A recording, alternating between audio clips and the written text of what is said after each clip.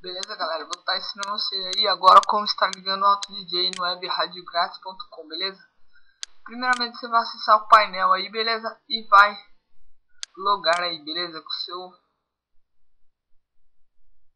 Com seus dados. Vai abrir o painel assim, DovaCast, beleza? Você vem aqui em configurar servidor e em seguida Auto DJ.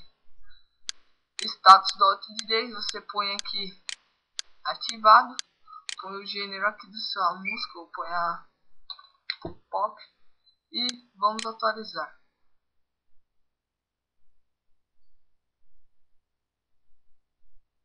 Feito isso, seu Auto DJ vai estar ligado, beleza? Agora na próxima videoaula aí, galera, eu vou estar ensinando vocês a como estar aí colocando músicas no seu Auto DJ, beleza? Obrigado por assistir.